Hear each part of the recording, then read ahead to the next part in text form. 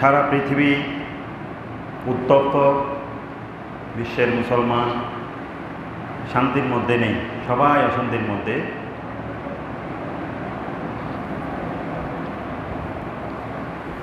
এই অশান্তির পিছনেই আল্লাহ পাক সুবহানাহু ওয়া তাআলা বলছেন, জোহারাল ফাসাদু ফিল বাররি ওয়াল বাহার বিমা কাসাবাত আইদিন নাস। জলে স্থলে সারা পৃথিবীর মধ্যে তোমরা যে বিপর্যয় দেখতে পাচ্ছ সব কিছু হচ্ছে তোমাদের হাতের কামাই, মানে মানুষের হাতের কামাই। একটা বিষয়। আরেকটা বিষয় হচ্ছে আল্লাহ পাক কোরআনে পাকের মধ্যে বলেছেন, ওয়ালা নাবলুওয়ান্নাকুম বিশাইইন মিনাল খাউফি ওয়াল জু' ওয়া নাকসিম মিনাল আমওয়ালি ওয়াল আনফুসি ওয়াস সামারাত। আমি তোমাদের ধন সম্পদ, ফল ফলাদি, তোমাদের জান মাল ইজ্জত আবরু নিয়ে আমি রব্বুল আলামিন তোমাদেরকে পরীক্ষা করব। চাওয়া দিব আলহামদুলিল্লাহ। এই দুনিয়ার মধ্যে মুসলমানরা যে কষ্টের মধ্যে আছে, এটা একটা হচ্ছে পরীক্ষা, আরেকটা হচ্ছে আমাদের হাতের কামাই। আমরা আমাদের মুসলমানিত হারিয়ে ফেলেছি, আমাদের শৌর্য বীর্য, আমাদের যেই মুসলমানের যেই নেতৃত্ব ছিল আমরা সেটা হারিয়ে ফেলেছি। সেই জন্য আজকে বিশ্বের দিকে দিকে মুসলমানরা নির্যাতিত, নিষ্পেষিত, অত্যাচারিত হচ্ছে। উচ্চাওয়াজি এবং নাউযুবিল্লাহ। দুইটা কারণ। আজকের এই পৃথিবীর যে বিষয়টা, যেই জিনিসটা, যে দেশটাকে নিয়ে সারা পৃথিবী উত্থাল, সারা পৃথিবী অশান্তির মধ্যে আছেন, সেটা হচ্ছে ফিলিস্তিনের জেরুজালেম নামক জায়গা নিয়ে। জেরুজালেম বা ফিলিস্তিন বা বাইতুল মুকাদ্দাস, বাইতুল মুকাদ্দাস নিয়ে সারা পৃথিবীর মধ্যে কি রয়েছে? এখন অশান্তির মধ্যে রয়েছে। যে জায়গাটাকে দখল করার জন্য সারা পৃথিবীর ইহুদি নাসারা যারা রয়েছে, তারা একত্রিত হয়ে এই জায়গাকে কী করার জন্য, দখল করার জন্য তারা কি করছে? হত্যাযজ্ঞ, মুসলমানদেরকে নিধন, মুসলমানদেরকে খুলি যেটা বলা হয় নিধন করে দেওয়ার জন্য যে চেষ্টা, সেটা শুরু হয়েছে। ইতিহাস পর্যালোচনা করলে আমরা দেখতে পাই এই ফিলিস্তিনের জায়গাটা নিয়ে আজকে থেকে নয়, প্রায় হাজার হাজার বছর আগে থেকেও কী ছিল? অনেক যুদ্ধ বিগ্রহ, অনেক কী হয়েছিল? এই আন্দোলন হয়েছিল, অনেক যুদ্ধ হয়েছিল। মুসলমানদের মধ্যে হয়েছিল, ইহুদিদের মধ্যে হয়েছিল, খ্রিস্টানদের মধ্যে হয়েছিল, সবার সাথে মিলিত হয়ে একসাথেও হয়েছিল। তাহলে দেখা যায় এই ফিলিস্তিন নিয়ে আজকে নয়, ফিলিস্তিনকে দখল করার জন্য এই ফিলিস্তিন, মিডল ইস্টের জর্দান, মিশর, ইরাক, ইরান, এই জায়গাটা ফিলিস্তিন নিয়ে ইসরায়েল, যে জায়গাটা আজকে থেকে প্রায় ধরেন 50 বছর আগেও ইসরায়েল নামক, বা 60-70 বছর আগে নয়, ইসরায়েল নামক কোনো রাষ্ট্র পৃথিবীর বুকে ছিল না, শুধু ছিল ফিলিস্তিন। ইসরায়েলের জন্ম হয়েছে 1968 সালে।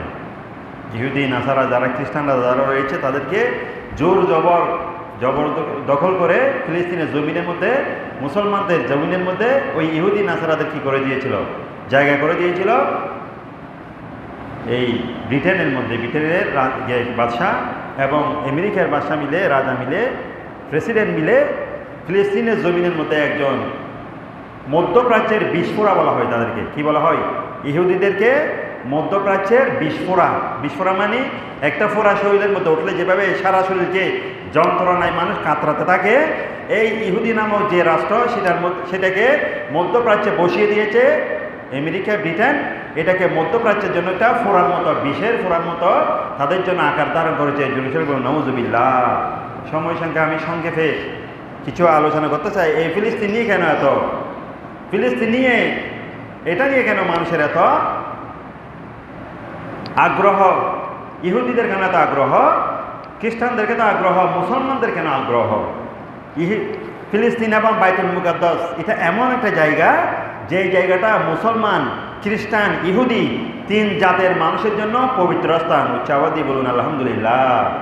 কেননা ইহুদিরাও এটাকে পবিত্র মনে করে, এটা তাদের বাসস্থান ছিল এক সময়। এবং খ্রিস্টানরাও তাদের ধর্মীয় যাদেরকে মানে, তারা যারা যীশু খ্রিস্টকে মানে, হযরত আমরা যাকে ঈসা আলাইহিস সালাম বলি, তারা বলে যীশু খ্রিস্ট। এই যীশু খ্রিস্টের জন্ম হয়েছিল এই ফিলিস্তিনের বাইতুল হাম, অর্থাৎ বাইতুল আহম বলা হয়, বেতালহাম যেটাকে বলা হয়, এই জায়গার মধ্যে আমাদের যেটা হযরত ঈসা আলাইহিস সালাম খ্রিস্টানদের তিনি যিশু খ্রিস্ট উনি জন্মগ্রহণ করেছেন, সেই জন্য ওই ফিলিস্তিন নামক জায়গাটা, ফিলিস্তিন নামক দেশটা খ্রিস্টানদের জন্য পবিত্র জায়গা। উচ্চ আওয়াজে বলুন আলহামদুলিল্লাহ।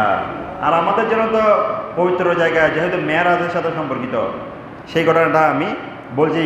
ইহুদিদের জন্য কেন পবিত্র স্থান, সেই ঘটনাটা এখানে আল্লাহ পাক সুবহানাহু সূরা বাকারার 43 নং আয়াতের মধ্যে বলেছেন।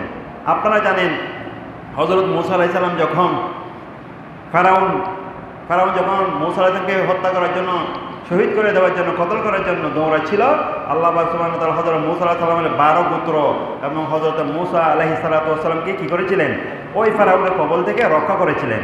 পরবর্তীতে মূসা আলাইহিস সালাম কি করেছিলেন, ওই জায়গার মধ্যে তিহ নামক জায়গার মধ্যে বসবাস স্থাপন করেছিলেন।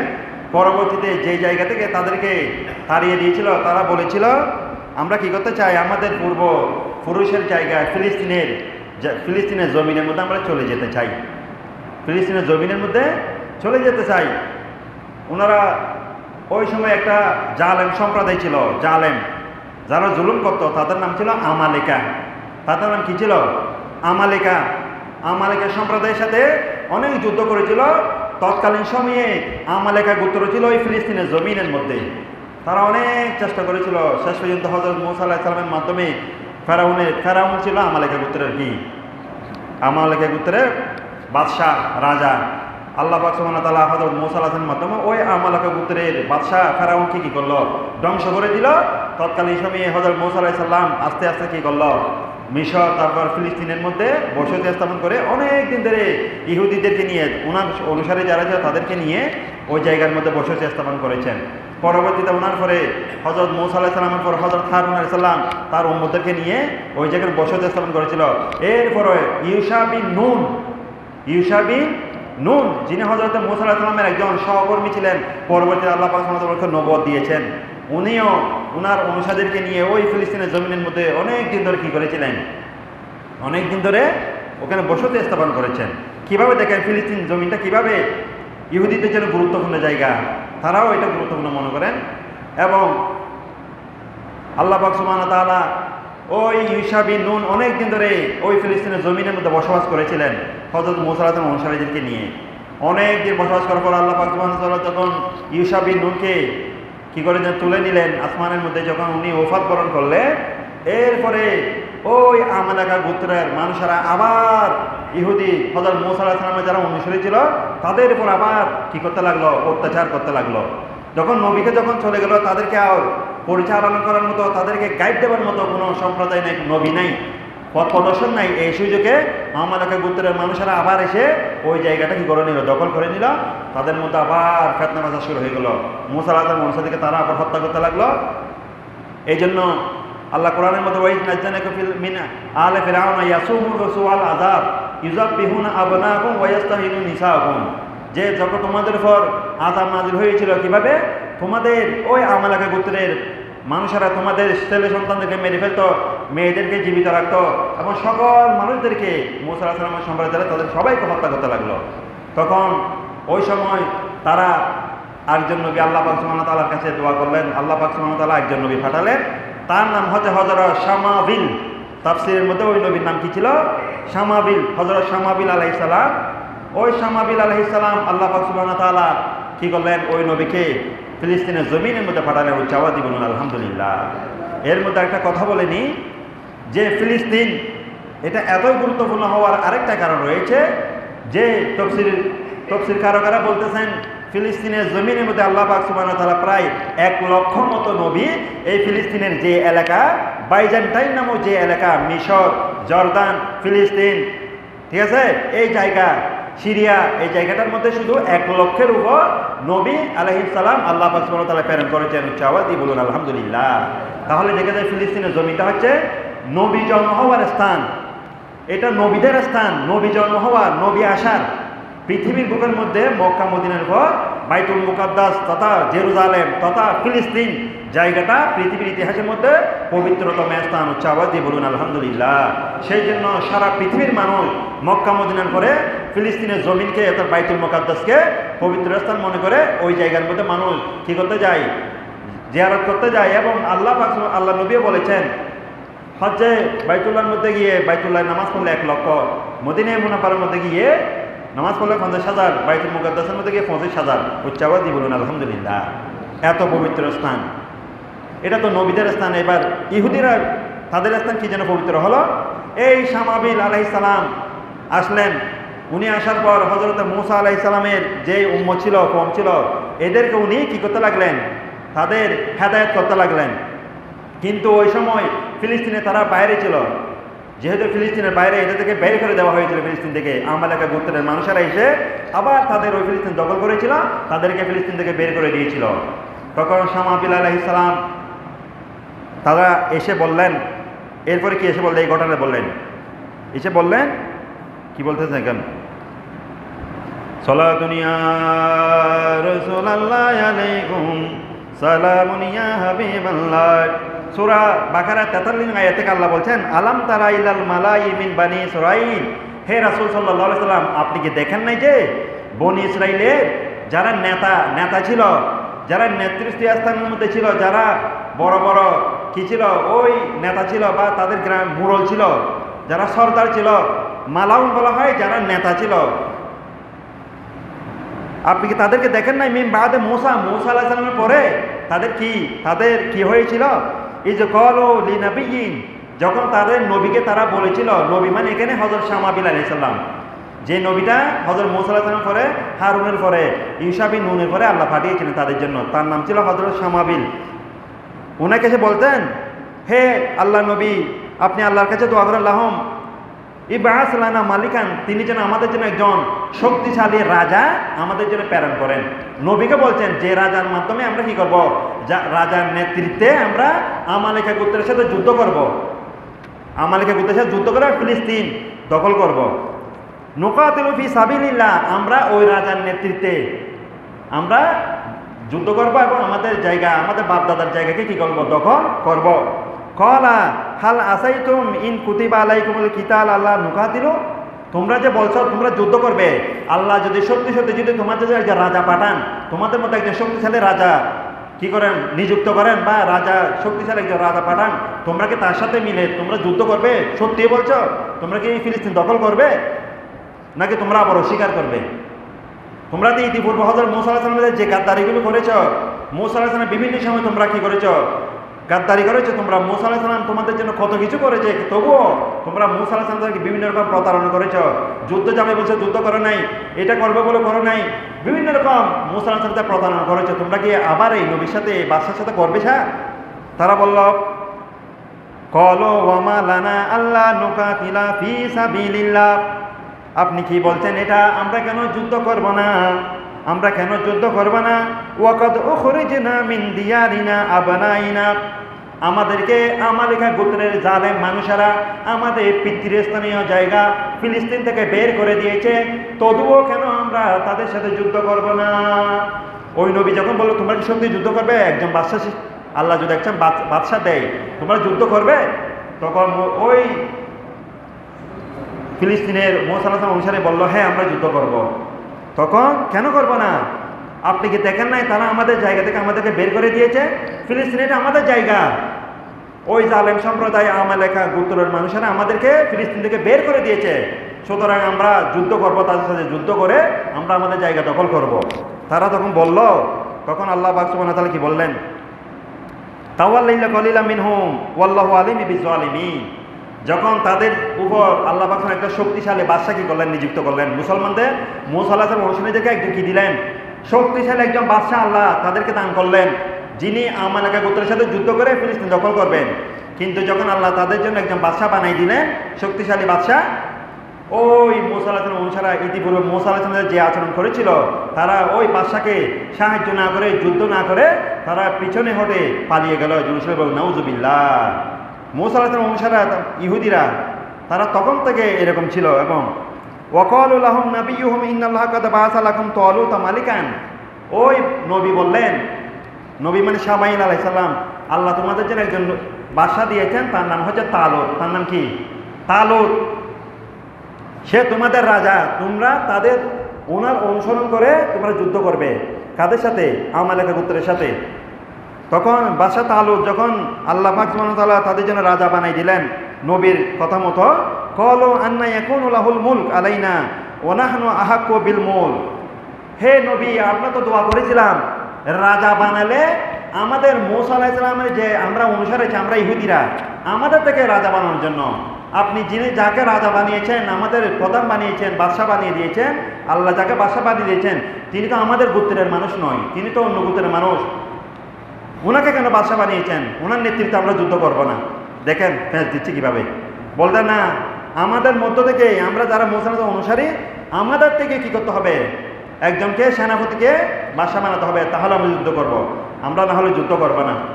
ওই সামাবিল আলাইহিস সালাম বললেন যে আলাইনা ওয়া নাহনু আহাক্কু বিল মুলক মিনহু ওয়া লাম ইউতা সাআতাম মিনাল মাল ক্বালা ইন্নাল্লাহা ইসতাফাহু আলাইকুম ওয়া জাআলা বাসতাম ফিল ইলমি জিসমুন। তোমরা তাকে কেন রাজা মানতেছ না? আল্লাহ পাক সুবহানাহু ওয়া তাআলাকে শক্তি দিয়েছেন, তাকে শক্তি দিয়েছেন এবং তাকে এলম দিয়েছেন, সেই জন্য সে তোমাদের মধ্যে তোমাদের রাজা। তার নেতৃত্বে তোমাদেরকে কী করতে হবে? যুদ্ধ করতে হবে। অতএব আর কোনো উপায় নাই। তখন আল্লাহু ওয়াসিউন আলিম, আল্লাহ বলছেন আমি যাকে ইচ্ছে তাকেই করতে পারি, বাদশাহ বানাতে পারি। তোমরা তোমাদের কাজ হচ্ছে তার অনুসরণ করা। তার অনুসরণ করে তোমরা ফিলিস্তিনের জমিনে গিয়ে তোমরা আমালাকা গোত্রের সাথে যুদ্ধ করে তোমরা তোমাদের বাপদাদার জায়গাকে কি করবে? দখল করবে। ওয়াকালা লাহুম নাবিয়্যুহুম ইন্না আয়াতা মুলকিহি আন ইয়াতিয়াকুমুত তাবুত। বলতেছেন যে তোমরা যদি ওই বাদশাকে যদি মেনে যদি যুদ্ধ করো, তাহলে তোমাদেরকে আল্লাহ পাক কিছু উপহার দিবেন। কি উপহার? ওই উপহার হচ্ছে তোমাদের নবী হযরত মূসা আলাইহিস সালামের লাঠি এবং কিছু কাপড় চোপড় জিনিসপত্র যেগুলো উনি ব্যবহার করেছেন, ওই জিনিসগুলো একটা বাক্সের মধ্যে ছিল, সিন্দুকের মধ্যে ছিল। ওইটার নাম ছিল তাবুত। ওইটার নাম কি? তাবুত। তোমরা যেটাকে পবিত্র মনে করো, এই তাবুতটা রয়েছে এখন জালেম বাদশাহ কার কাছে? জালুতের কাছে। জালুত মানে ইংরেজিদের মধ্যে বলা হয় জুলিয়েট। ইংরেজিতে জালুতকে কি বলা হয়? যে জায়গাটা, যে ফিলিস্তিনটা দখল করে রেখেছিল বাদশাহ জালুত, ওই জালুতের কাছে সিন্দুকটা রয়েছে। তোমরা যেটাকে পবিত্র মনে করো, মূসা আলাইহিস সালামের, তোমাদের নবী মূসা আলাইহিস সালামের লাঠি এবং কাপড় চোপড়, ওই বাদশাহ জালুত থেকে তোমাদের ওই সিন্দুককে কী করে দিব? আমি তোমাদের কাছে এনে দিব। তবুও তোমরা তোমাদের রাজা কার সাথে? তালুতের সাথে মিলিত হয়ে তোমরা তাদের সাথে যুদ্ধ করতে হবে। এখন ওই সিন্দুকটা ছিল বাদশাহ জালুতের কাছে, যে জালুত ফিলিস্তিন দখল করে রেখেছিল। আল্লাহ পাক সুবহানাহু ওয়া তাআলা ওই জায়গার মধ্যে এমন একটা মহামারী দিয়ে দিল সিন্দুকটা চুরি করে নিয়ে যাওয়ার কারণে। তখন সিন্দুকটা কেউ রাখতে চাচ্ছে না। যার কাছে রাখে সে এলাকার মধ্যে মহামারী, যে এলাকার মধ্যে ওই সিন্দুকটা রাখে সে এলাকায় মহামারী। শেষ পর্যন্ত হতে 5টা রাজ্য, ফিলিস্তিনের 5টা রাজ্যের মধ্যে সমস্ত মানুষকে আল্লাহ মহামারী দিয়ে ধ্বংস করে দিয়েছিল। সেই বইয়ে তারা সিন্দুকটা এনে বাদশাহ তালুত মানে ওই নবী, যে নবীর দোয়া করে রাজা বানিয়েছিল, ওই তালুতের কাছে এনে ওই সিন্দুকটা দিয়ে গেল। কে? জালেম বাদশাহ জালুত। তখন হযরত ওই মূসা আলাইহিস সালামের অনুসারীরা বলল, হে বাদশাহ তালুত, আপনি যখন আমাদেরকে জালেম বাদশাহ থেকে আমাদের নবী মূসা আলাইহিস সালামের লাঠি, কাপড় চোপড়, যে জিনিসপত্র ছিল এগুলো এনে দিয়েছেন, আমরা এখন আপনার উপর কি আনলাম? আপনার উপর বিশ্বাস করলাম যে আপনি আমাদের এখন এখান থেকে রাজা। যেহেতু আপনি আমাদের মূসা আলাইহিস সালামের জিনিসগুলো জালেম বাদশাহ থেকে এনে দিয়েছেন, আপনার কাছে আছে, অতএব আমরা এখন আপনার পক্ষ হয়ে জালেম বাদশাদের সাথে যুদ্ধ করবো। উচ্চ আওয়াজ দিবেন আলহামদুলিল্লাহ। ফালাম্মা ফাসালা তালুতা বিল জুনুদি ক্বালা ইন্নাল্লাহা মুবতালিয়াকুম। বলছে ঠিক আছে, তোমরা আমার সাথে গিয়ে জালেম বাদশার সাথে যুদ্ধ করবে। আমরা যে পথ দিয়ে যাব সেই পথের মধ্যে একটা নদী পড়বে, আমরা নৌকা করে যাব, কিন্তু নৌকা থেকে যাওয়ার সময় তোমরা ওই নদী থেকে পানি খেতে পারবে না। কি খেতে পারবে না? পানি খেতে পারবে না। মূসা আলাইহিস সালাম অনুসারীদেরকে বলল, পানি খেতে পারবে না তোমরা, এটা পরীক্ষা, আল্লাহর পরীক্ষা। যদি পানি খেয়ে ফেলো তোমরা জালেম বাদশার সৈন্যদের সাথে যুদ্ধ করে পারবে না। কিন্তু হযরত সামাইল আলাইহিস সালাম যে বাদশা নিযুক্ত করেছেন তালুত, উনি ওনার নিষেধ করার পরেও যেই নদী দিয়ে যাওয়ার সময়, যেই নদীটা জর্দান এবং মিশরের মাঝখানে রয়েছিল, এই নদীটা পার হওয়ার সময় তারা ওখান থেকে পানি খেয়ে পেয়েছিল। সবাই পানি খেয়ে পেয়েছিল, মাত্র 313 জন সৈন্য পানি খাই নেই। আল্লাহ পাক সুবহানাহু ওয়া তাআলা ওই যারা পানি খেলে পেয়েছিল তাদেরকে ঘুমে আচ্ছন্ন করেছেন, তারা ঘুমেই পড়ল। তারা যুদ্ধের মধ্যে আর যেতে পারলো না, কিন্তু শুধুমাত্র 313 জন সৈন্য নিয়ে বাদশাহ তালু মানে যিনি মুসলমানদের বাদশাহ ছিল তালু, 313 জন নিয়ে আমালাকা গোত্রের সাথে যুদ্ধ করতে গেলেন। যখন নদীর ওই পারে উঠলেন, আমালাকা গোত্রের মধ্যে ছিল যিনি প্রধান ছিল বাদশাহ জালুত। জালুত মানে জালেম বাদশাহ, তালুত মানে নিয়ে ফেলেন বাদশাহ জালুতের হাজার হাজার সৈন্য দেখে এই মুসলমানদের যারা ইহুদি, যারা মুসলমান ছিল, মুসলমান অনুসারী, তারা এদেরকে দেখে ভয় পেয়ে গিয়েছিল। বললেন, হে বাদশাহ তালুত, আমরা তো 313 জন সৈন্য, এদের সাথে এত বড় বিশাল সৈন্যবাহিনীর সাথে যুদ্ধ করতে পারবো না। তখন হযরত তালুত আলাইহিস সালাম বললেন, তোমরা কেন ভয় পাচ্ছ? ইতিপূর্বে আল্লাহ পাক সুবহানাহু ওয়া তাআলা কত কম সম্প্রদায়, কম সৈন্য দিয়ে বিশাল সৈন্যবাহিনীর সাথে, মুসলমানদের কম সৈন্যরা বিশাল সৈন্যবাহিনীর সাথে যুদ্ধ করে জয়ী হয়েছে। তোমরা কেন ভয় পাচ্ছ? উচ্চাবাদ জীবন আলহামদুলিল্লাহ। তোমরা কি মনে করেছ তারা বিশাল সৈন্যবাহিনী হলে তারা জয়ী হবে, আর তোমরা ক্ষুদ্র বাহিনী হলে তোমরা পরাজিত হবে? আল্লাহর ধর্ম সেটা নয়। আল্লাহ যার উপর সন্তুষ্ট থাকে, যে দলের উপর, সে ক্ষুদ্র দল হলেও আল্লাহ তাকে জয়ী করেন। আর যার উপর অসন্তুষ্ট, সেই যদি লক্ষ লক্ষ সৈন্য নিয়েও যুদ্ধ করতে আসে, আল্লাহ তাকে কি করে দেন? পরাজিত করে দেন। জোরে বলুন আলহামদুলিল্লাহ। তখন বাদশাহ তালুত যখন এই কথা বললেন, আল্লাহর কোরআনের সেই কথা বলে দিলেন, তখন যে আল্লাহ এটা বলছেন, কামিন ফিয়াতিন কলিলাতিন গালাবাত ফিয়াতিন কাসিরাতান, আমি ইতিপূর্বে কত কম সৈন্যদলকে বড় সৈন্যবাহিনীর সাথে জয়দান করেছি, বিজয় দান করেছি। তোমরা কেন মন কোনো হচ্ছে? তোমরা যাও বাদশাহ জালেম বাদশাহ যুদ্ধ করো, তোমরা জয়ী হবে। সত্যি তারা যখন যুদ্ধ করতে গেল, তারা একটা দোয়া করলো আল্লাহর কাছে। দোয়াটা হলো যে, রব্বানা আফরিগ আলাইনা সবরান ওয়া সাব্বিত আকদামানা ওয়ানসুরনা আলাল কওমিল কাফিরিন।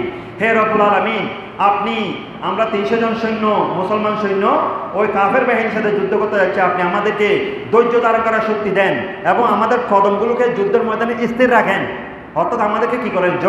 জয়ী করেন। 313 জন সৈন্য যখন গেল, আল্লাহর নাম নিয়ে যখন যুদ্ধ করতে লাগলো, তখন তারা বাদশাহ জালুতকে কি করে দিল? পরাজিত করে দিয়ে ওই ফিলিস্তিনের জায়গায় জেরুজালেম, যে ফিলিস্তিন নিয়ে এখন যুদ্ধ হচ্ছে, সেই ফিলিস্তিন কি করে নিল? দখল করে নিল। চাওয়াদি বলুন আলহামদুলিল্লাহ। আজকের এই ফিলিস্তিন ইহুদিরা হযরত মূসা আলাইহিস সালামের অনুসারীরা আজকে থেকে হাজার হাজার বছর কি করেছিল? দখল করেছিল। সেই জন্য আজকের ইহুদিরা কি করেছিল? তাদের এটা পবিত্র স্থান, কিন্তু তাদের কর্মকাণ্ডের কারণে, তাদের একগুঁয়েমির কারণে, গাদ্দারের কারণে যুগে যুগে কালে কালে আল্লাহ পাক তাদেরকে লাঞ্ছিত করেছেন। পরবর্তীতে আবার তাদেরকে জেরুজালেম থেকে এবং এই ফিলিস্তিন থেকে আবার বিতাড়িত করা হয়েছিল। ইহুদিরা এমন একটা জাতি, যাদের জন্য আল্লাহ পাক নির্দিষ্ট করে কোনো দেশ রাখে নাই। তাদেরকে আল্লাহ লানত দিয়েছেন। লানতের কারণে তারা সারাটা জীবন কি থাকবে? যাযাবর থাকবে। তারা সারাটা জীবন, তাদের জন্য কোনো নির্দিষ্ট জায়গা থাকবে না। আল্লাহ লানত তাদের উপর। কেন? তারা প্রায় 40,000 উপর নবীদেরকে কি করেছিল? কতল করেছিল। এত জালেম। তারা একজন নবীর উম্মত হওয়ার পরেও তারা কি ছিল? পথভ্রষ্ট ছিল। গায়রুল মাগদুবি আলাইহিম, মাগদুব মানে যাদের উপর গজব নাযিল হয়েছিল বারবার, যাদের উপর আল্লাহ লানত অহরহর বর্ষিত হয়, ইহুদি জাতি। এবং সারা পৃথিবীর মধ্যে মুসলমানদেরকে কষ্ট দিবে এই কিয়ামত পর্যন্ত এই ইহুদি জাতিরা। জোরে বলুন নাউজুবিল্লাহ। তাহলে আমরা দেখতে পেলাম আল্লাহ পাক সুবহানাহু ওয়া তাআলা ইহুদিদেরকে এই বাইতুল মুকাদ্দাস ফিলিস্তিন কি করেছিল? জয় করার একসময় শক্তি দিয়েছিল, কিন্তু পরবর্তীতে তারা আল্লাহর সাথে বেয়াদবি করার কারণে ফিলিস্তিন থেকে তাদেরকে আবার আল্লাহ বিভিন্ন সম্প্রদায় এসে তাদেরকে আবার তাড়িয়ে দিয়েছিল। জোরে বলুন নাউজুবিল্লাহ। তাহলে দেখতে পেলাম এই ফিলিস্তিন ইহুদিদের কি ছিল? পবিত্র জায়গা ছিল। সেই জন্য তারা এখনো পর্যন্ত এই জায়গাকে দখল করার জন্য চেষ্টার মধ্যে আছেন। এবং এই পৃথিবীর যতগুলো কিয়ামত পর্যন্ত যতগুলো কি হবে, এখন আমেরিকা ব্রিটেন যেভাবে শক্তিশালী, কিয়ামতের আগে আগে এই ফিলিস্তিন, বাইতুল মুকাদ্দাস, জর্দান, মিশন, এখানের মধ্যে এমন একটা শক্তিশালী রাষ্ট্র গঠন হবে, যে শক্তিশালী রাষ্ট্র সারা পৃথিবীর নেতৃত্ব দিবে। সেই জন্য ইহুদিরা এই জায়গাটায় দখল করতে চাচ্ছে। নাউজুবিল্লাহ। আমেরিকা যেভাবে সারা দুনিয়াকে নেতৃত্ব দিচ্ছে, এবং পৃথিবীর মধ্যে যত বড় বড় যুদ্ধ হবে, সব যুদ্ধের নেতৃত্ব এই ফিলিস্তিন থেকে হবে। এবং মুসলমানরা কি করেছিল? ফিলিস্তিনিদের জন্য, ইহুদিদের জন্য ফিলিস্তিনি পবিত্র জায়গা। এবার আমরা দেখব খ্রিস্টানদের জন্য কেন পবিত্র জায়গা। খ্রিস্টানরাও এই জায়গাটা দখল করতে চায় ফিলিস্তিনকে। এই এখন দেখেন, এখন কি আমেরিকার প্রেসিডেন্ট ডোনাল্ড ট্রাম্প গাজার মধ্যে বুম মেরে তারপরে সমস্ত মানুষদেরকে মেরে ধ্বংস করে দিয়ে সেখানে রিয়েল এস্টেট ব্যবসা শুরু করতে চাচ্ছে। রিয়েল এস্টেট ব্যবসা মানে ফিলিস্তিনের পাশে, গাজার পাশে রয়েছে কি, হ্যাঁ, ভূমধ্য সাগর, জর্দান নদী, হ্যাঁ, মৃত সাগর, এই নদীকে কেন্দ্র করে বিশাল একটা কি করতে চাই, তারা হোটেল ব্যবসা শুরু করতে চায়। সি বিক্সের মতো, আমাদের কক্সবাজারের মতো বড় ব্যবসা, মুসলমানদেরকে তাড়িয়ে দিয়ে সেখানে একটা বড় একটা সি বিক্সের মতো একটা হোটেল ব্যবসা শুরু করতে যাচ্ছে। সেই জন্য তারা এই জায়গাটা দখল করতে চায়। কিন্তু এর আগেও খ্রিস্টানদের জন্য এই জায়গাটা পবিত্র ছিল। কিভাবে? সূরা আলে ইমরানের মধ্যে আল্লাহ পাক সুবহানাহু ওয়া তাআলা বলছেন, সালাতুন ইয়া রাসূলুল্লাহি আলাইকুম সালামুন ইয়া হাবিবাল্লাহি আলাইহি। দেখেন এখানে কত সুন্দর করে বলছেন যে ওই যে ওয়াকালাত ইমরান রব্বি ইন্নী নাযারাতু লাকা মা ফি বাতনি মুহাররারান ফাতাকাব্বাল মিন্নি ইন্নাকা আনতাস সামিউল আলিম। তাই স্মরণ করুন সেই সময়ের কথা যখন ইমরান আলাইহিস সালামের স্ত্রী আল্লাহর কাছে মান্নত করেছিল যে হে আল্লাহ, আপনি যদি, ইমরান আলাইহিস সালাম মানে হযরতে কে, ঈসা আলাইহিস সালামের নানা। কে ছিল? হযরতে ঈসা আলাইহিস সালামের নানা ছিল ইমরান আলাইহিস সালাম। এই ইমরান আলাইহিস সালাম উনি যখন কি করেছিলেন, এই হযরত ঈসা আলাইহিস সালাম যখন উনি নিয়ত করেছিলেন ওনার স্ত্রী, হে আল্লাহ, আমার যদি একটা সন্তান হয় আমি বাইতুল মুকাদ্দাসের মধ্যে খেদমত করার জন্য দিয়ে দিব। কে দোয়া করেছেন? ইমরান আলাইহিস সালামের স্ত্রী হযরত ঈসা আলাইহিস সালাম আম্মা জান মরিয়ম আলাইহিস সালামের মা। মরিয়ম আলাইহিস সালাম বাবার নাম ছিল ইমরান আলাইহিস সালাম। ইমরান আলাইহিস সালামের স্ত্রী আল্লাহর কাছে দোয়া করেছিলেন, আপনি যদি আমাকে একটা সন্তান দান করেন আমি বাইতুল মুকাদ্দাসের মধ্যে খেদমত করার জন্য দান করে দিব। চাওয়া দিব আলহামদুলিল্লাহ। আল্লাহ পাক সুবহানাহু ওয়া তাআলা হযরত ইমরান আলাইহিস সালামের গর্ভের মধ্যে, স্ত্রীর গর্ভের মধ্যে দান করলেন একটা মেয়ে দান করলেন। তখন আল্লাহ বলছেন যে ফালাম্মা ওয়াদাআতহা ক্বালা রাব্বি ইন্নী ওয়াদাতুহা উনসা। হযরত মরিয়ম আলাইহিস সালাম আম্মা জান আল্লাহকে বলে, হে আল্লাহ, আমি তো আপনাকে বলেছেন আমাকে একটা ছেলে সন্তান দেওয়ার জন্য, আপনি আমাকে একটা কন্যা সন্তান দিয়েছেন, আমি এখন কি করব? মেয়েরাকে মসজিদে খেদমত করতে পারে? মেয়েরাকে মসজিদে আসতে পারে, এখানে খেদমত করতে পারবে? এখানে ছেলেরা নামাজ পড়ে, মেয়েদের এটা শোভা হয় না যে গায়রে মুহররমার কাছে এখানে এসে কি করা, এগুলো করা। তখন আল্লাহ পাক সুবহানাহু ওয়া তাআলা ওয়াল্লাহু আ'লামু বিমা ওয়াদাআত, আল্লাহ বলছেন আমি জানি তোমার সন্তান মেয়ে নাকি ছেলে সেটা আমি জানি, তোমাকে চিন্তা করতে হবে না। ওয়ালাইসা যাকারু কাল উনসা, তুমি কি মনে করেছিল তোমার গর্ভের মধ্যে যে মেয়ে দিয়েছি এই মেয়েটা দুনিয়ার অন্যান্য মেয়ের মতো? তোমার মেয়ের মতো দুনিয়ার কোনো পুরুষ হতে পারে না। উচ্চ আওয়াজ দিয়ে বলুন আলহামদুলিল্লাহ। তোমার মেয়ে মরিয়ম আলাইহিস সালাম হচ্ছে দুনিয়ার মধ্যে একজন সর্বশ্রেষ্ঠ নারী, মহিষী নারী, যেই নারীর মতো অন্যান্য কোনো পুরুষের সাথে যার তুলনা হয় না। যেই নারীর গর্ভের মধ্যে আমি হযরত ঈসা আলাইহিস সালামকে কি করব, গর্ভের মধ্যে দান করব, সেই নারী কোনো দুনিয়ার অন্য সামান্য কোনো নারীর মতো নয়, তুমি চিন্তা করিও না। ওয়া ইন্নী সাম্মাইতুহা মারইয়াম, আমি এই মেয়ের নাম রাখলাম মরিয়ম আলাইহিস সালাম। ওয়া ইন্নী উইযুহা বিকা যুররিয়াতাহা মিন শাইতানির রাজিম, মিনাশ শাইতানির রাজিম, আমি তাকে এবং তার গর্ভের মধ্যে তার বংশ দিয়ে যত নবী আসবে তাদেরকে শয়তানের ওয়াসওয়াসা থেকে হেফাজত করলাম। উচ্চাবাদি বলেন আলহামদুলিল্লাহ। ফাতাকাব্বালা রাব্বুহা বিকবুলিন হাসানিন ওয়া আনবাতাহা নাবাতান হাসানা। এখানে অনেক ঘটনা, আমি এটাই বলতে চাচ্ছি না। এই মরিয়ম আলাইহিস সালামকে আল্লাহ যখন ইমরান আলাইহিস সালামের স্ত্রীর গর্ভে দান করলেন, উনি তারপরে যখন বড় হয়েছেন হযরত ইমরান আলাইহিস সালাম ওনাকে কি করে দিলেন, মসজিদে আকসার মধ্যে, বাইতুল মুকাদ্দাসের মধ্যে, ওই জায়গার মধ্যে একটা কি করে পর্দা দিয়ে ওইখানে খেদমত করার জন্য কি করে দিলেন, দিয়ে দিলেন। পরবর্তীতে ওই ফিলিস্তিনের এরপরে হযরত ঈসা আলাইহিস সালাম অলৌকিকভাবে পিতা ছাড়া আল্লাহর হুকুমে হযরত ঈসা আলাইহিস সালাম মা মরিয়ম আলাইহিস সালামের গর্ভের মধ্যে আসলেন বাবা ছাড়া। হযরত ঈসা আলাইহিস সালামের জন্ম হলেন কোথায়? বাইতুলহাম বা বাইতুলহাম বা বেতালহাম, ফিলিস্তিনের একটা জায়গা বাইতুল মুকাদ্দাসের পাশে, ওই জায়গার মধ্যে জন্ম হলেন। সেই জন্য এখনো পর্যন্ত হযরত ঈসা আলাইহিস সালাম যেহেতু এখানে জন্ম হয়েছেন, আমরা যাকে ঈসা বলি, খ্রিস্টানরা তাকে বলে যিশু খ্রিস্ট। আমরা যাকে ঈসা বলি, খ্রিস্টানরা বলে তাকে যিশু খ্রিস্ট। এই যিশু খ্রিস্টের জন্ম হয়েছে ফিলিস্তিনের জমিনের মধ্যে, ফিলিস্তিনের জমিনের বাইতুল মুকাদ্দাসের পাশে বাইতুলহাম একটা জায়গার মধ্যে। সেই জন্য এখনো পর্যন্ত ওই ফিলিস্তিন খ্রিস্টানদের কাছে পবিত্র জায়গা। সেই জন্য খ্রিস্টানরাও সেখানে যায়, খ্রিস্টানরাও সেটা পবিত্র মনে করে, খ্রিস্টানরাও চাই যে ফিলিস্তিনকে দখল করার জন্য। উচ্চাবাদি বলুন আলহামদুলিল্লাহ। দেখেছেন এবার মুসা আলাইহিস সালামের উম্মত ইহুদিদের জন্য পবিত্র জায়গা, খ্রিস্টানদের জন্য জায়গা, এবার মুসলমানদের জন্য পবিত্র জায়গা কেন? দেখেন সূরা বানী ইসরাঈল শুরুতে বলছেন সুবহানাল্লাযী আসরা বিআবদিহি লাইলাম মিনাল মাসজিদিল হারাম ইলাল মাসজিদিল আকসাল্লাযী বারাকনা হাওলাহু লিনুরিয়াহু মিন আয়াতিনা ইন্নাহু সামিউম বাসীর। সেই পবিত্র মহান সত্তা যিনি তার বান্দা তার নবীকে বাইতুল হারাম থেকে বাইতুল মুকদ্দাস পর্যন্ত কি করেছিল, সফর করেছিল। যেই বাইতুল মুকদ্দাসের চারপাশে আল্লাহ পাক সুবহানাহু ওয়া তাআলা অহরহর কি করেন, রহমত, অহরহর বরকত, অহরহর শান্তি, অহরহর ফজিলত, অহরহর নূর নাজিল করে থাকেন। উচ্চ আওয়াজে বলুন আলহামদুলিল্লাহ।